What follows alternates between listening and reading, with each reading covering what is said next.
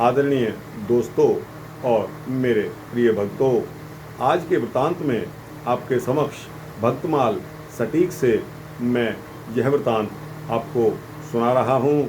यह वृतांत है कुब्जा मालिन का।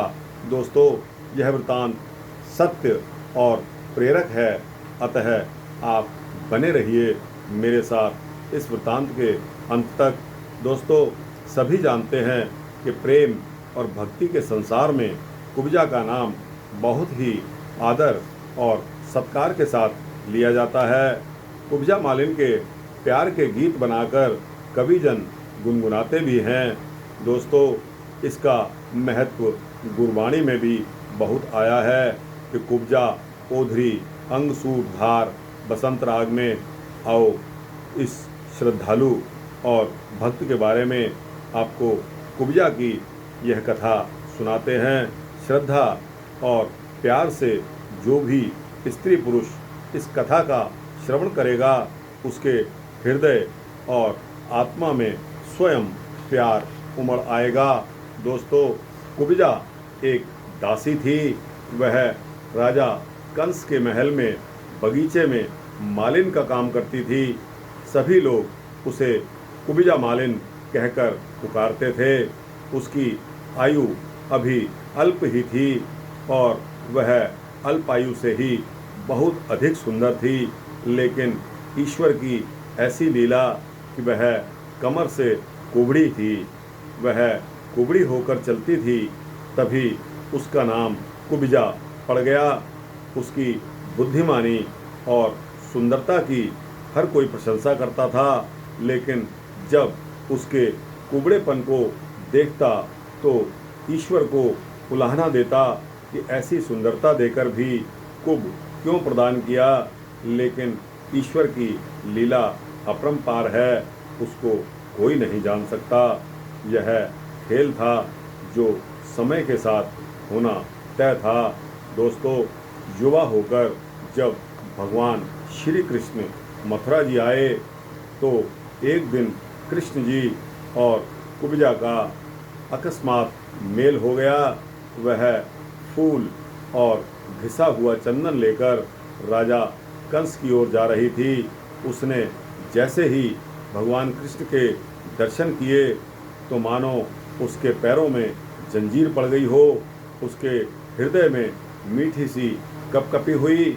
उसके मोटे नरगिस नयन मोहित होकर चुंधिया गए।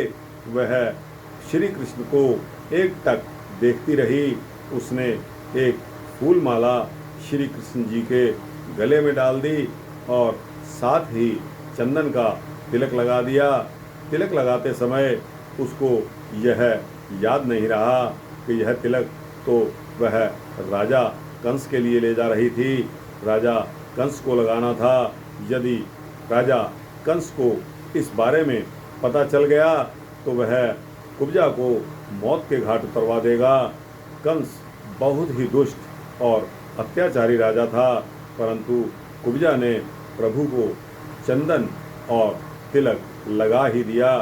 भगवान श्री कृष्ण ने जब उसका यह अनुराग देखा तो आप दयालु कृपालु हो गए। उन्होंने कुब्जा मालिन की ओर निगाह भरकर देखा।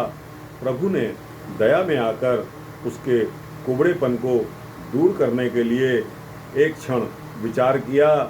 आप विष्णु अवतार महाकाल शक्तियों के स्वामी तो हैं ही। मालिन के एक पैर पर अंगूठा अपने चरण का रखकर कंधे से पकड़कर इस प्रकार खींचा कि वह एकदम सीधी हो गई। उसका कुबड़ापन उसी क्षण दूर हो गया। वह तो मानो मूर्छित सी हो गई हो। कृष्ण की इस कृपा का यश उसने होश में आने के बाद गाने लगी और श्री कृष्ण जी के चरणों पर गिरकर चरणों को चूमने लगी। उसने श्रद्धा से हाथ जोड़कर श्री कृष्ण जी से विनती की कि हे प्रभु, दासी को अपने चरणों में ही रखें। आप तो परमात्मा हैं, आप तो सृष्टि के मालिक हैं, पालक हैं। श्री कृष्ण जी ने प्रसन्न होकर कहा कि हे मालिन, धैर्य रखो, समय आएगा तो तुम्हारा प्रेम भी प्रवान हो जाएगा। तो दोस्तों, अभी शीघ्र जाओ और कंस को तिलक लगाओ। तुम जा रही थी अपनी सामग्री लेकर, जाकर कंस को तिलक लगाओ, यह कहकर भगवान आगे चल दिए। मालिन कंस के दरबार में पहुंची, लेकिन उसका मन प्रभु के चरणों में ही लवलीन था। उसको सीधी सुंदर खड़ी होकर देखकर हर एक के बारे में हर एक ने अपने मन में कहा कि यह तो कुबड़ी थी और आज यह सीधी कैसे खड़ी है। उसने कुबड़ेपन को ईश्वर द्वारा दूर करने के बारे में किसी से कुछ नहीं बताया। और दोस्तों, जब कंस के अत्याचारों तथा पापों का अंत करके भगवान श्री कृष्ण मथुरा, गोकुल और वृंदावन के राजा बन गए, तो उन्होंने कुब्जा को तारा दर्शन देकर कृतार्थ किया। यह है मालिन और भगवान श्री कृष्ण की कथा। जो श्रद्धा प्रेम से सुनेगा वह स्वयं भवसागर से पार हो जाएगा। ईश्वर कल्याण तथा प्रेम प्रदान करें। दोस्तों, यह कुब्जा मालिन के बारे में भक्तमाल में दिया गया है। आपको कैसा लगा? अच्छा लगा हो तो इसको लाइक और शेयर करके अपने जैसे अन्य जिज्ञासुओं को अवश्य पहुंचाएं। इसको सब्सक्राइब करेंगे तो दोस्तों, आपको इसी तरह के भक्ति वृत्तांत मिलते रहेंगे। जय श्री राम, जय श्री कृष्ण।